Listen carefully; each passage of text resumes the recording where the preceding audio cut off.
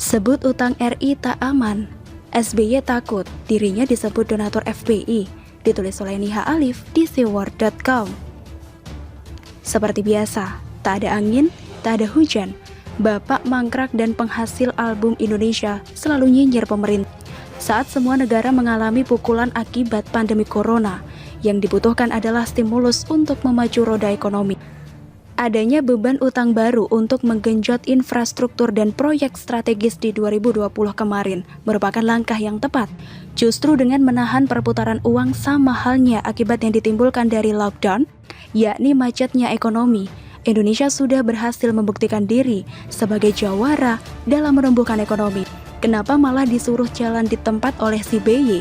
Bukannya dengan adanya proyek-proyek tersebut juga akan menyerap tenaga kerja lokal.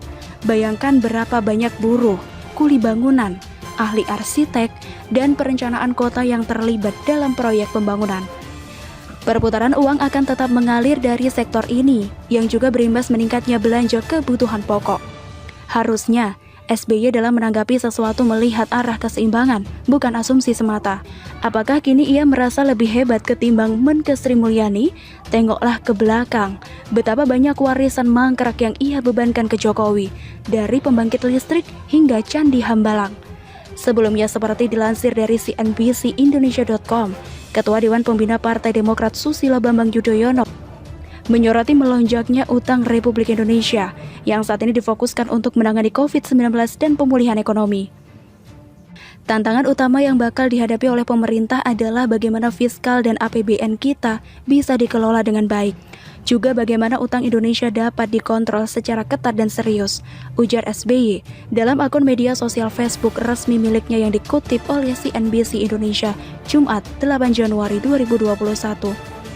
Utang yang ada menurut saya sudah sangat tinggi, dan karenanya tidak aman. Persoalannya bukan hanya meningkatnya rasio utang terhadap PDB Indonesia, tetapi yang berat adalah utang yang besar itu sangat membebani APBN kita, membatasi ruang gerak ekonomi kita, kata SBY lanjutkan.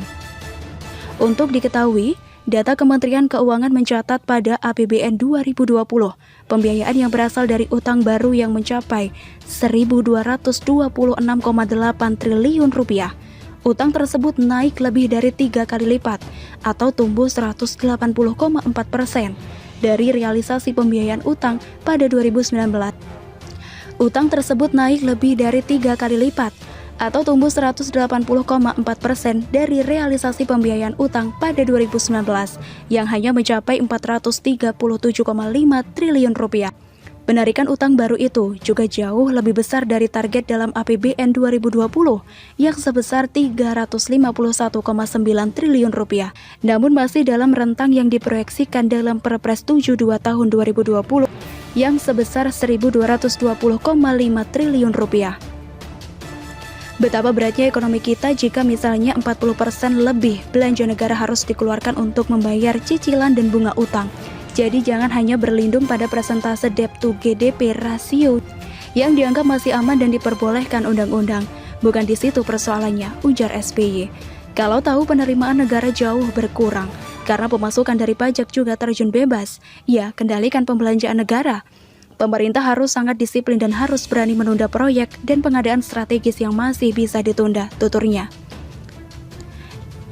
SBY juga menyinggung perekonomian Indonesia pada 1960. Kala itu ekonomi Indonesia dinilai sebagai titik terendah karena pemerintah tidak pandai mengontrol pembelanjaan yang kelewat tinggi atau bisa diibaratkan besar pasak daripada tiang. Pemimpin dan pemerintahan yang bijaksana tentu tidak akan mewariskan masalah dan beban yang sangat berlebihan kepada pemerintahan-pemerintahan berikutnya, ujarnya. SBY lupa, warisan utang Jokowi juga disertai pembangunan pesat yang mumpuni. Beda halnya dengan eranya, utang menumpuk, tapi proyek dan bangunan tak bisa difungsikan. Entah kenapa SBY tiba-tiba menyinggung utang Jokowi.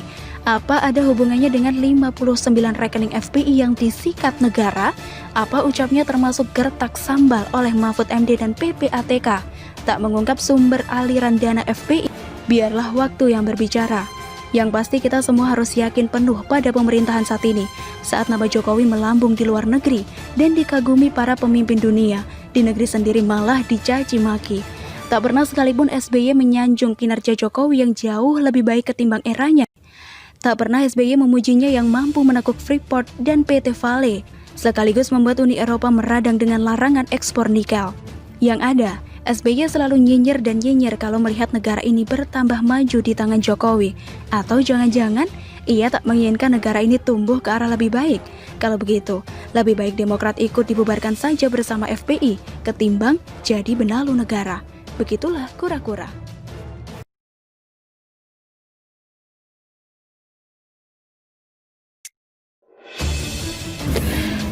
Hakim sebut pernyataan saksi sidang pra-peradilan Rizik tidak sinkron. Pertanda apa ini?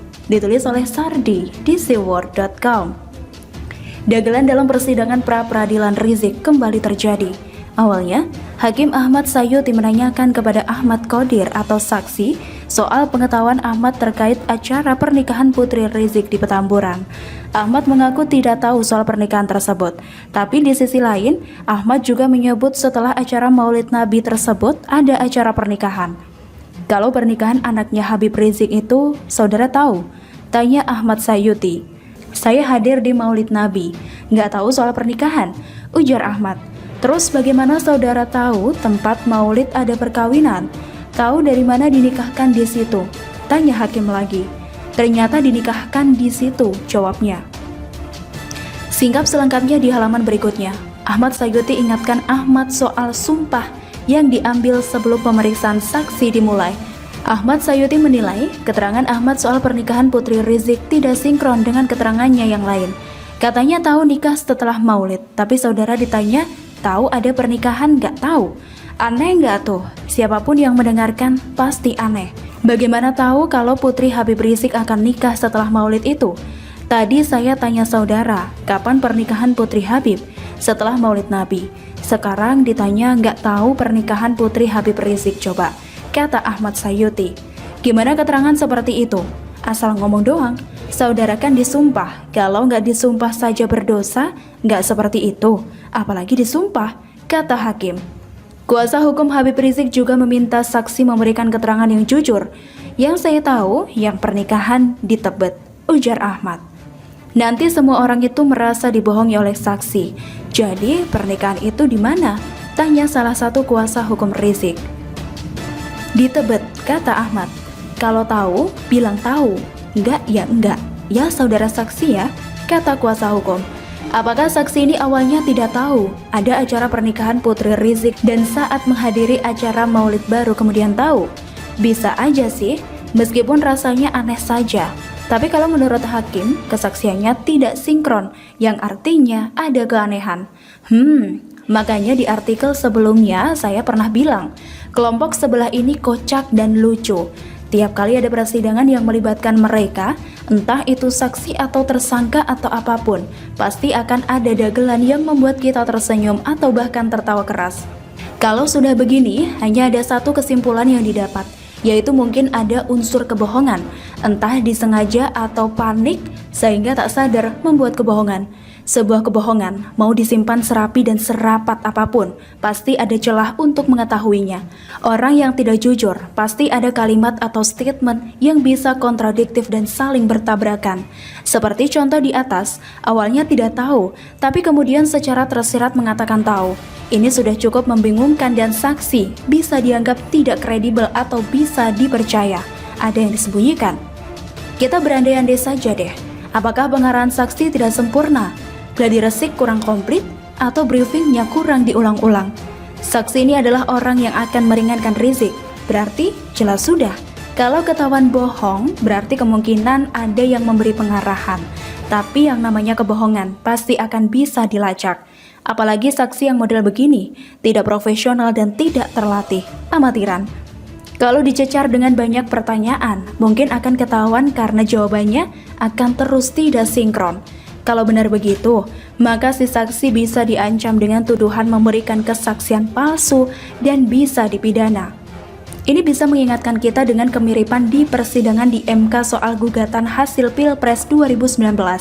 Kelompok sebelah ngotot, merasa paling benar, ternyata hasil riset sendiri yang entah dari mana sumbernya. Penilaian dari pihak sendiri, dinyatakan kebenaran oleh pihaknya sendiri. Banyak saksi yang ngelawan dengan statement yang tidak sinkron, kesaksian ngawur dan tidak masuk logika. Kredibilitasnya dipertanyakan, tapi ujungnya jelas mereka mempermalukan diri sendiri. Tapi saya rasa hakim dan siapapun yang ada di persidangan pasti sudah mencium ini kalau memang ada sesuatu yang dipelintir atau disembunyikan. Cara mereka merangkai kesaksian sungguh tidak keren. Belum apa-apa saja sudah bikin bingung. Apapun itu, semoga kebenaran terkuak dan menang. Semoga hakim dapat menjalankan tugasnya dengan profesional dan menggunakan logika sehat. Bagaimana menurut Anda?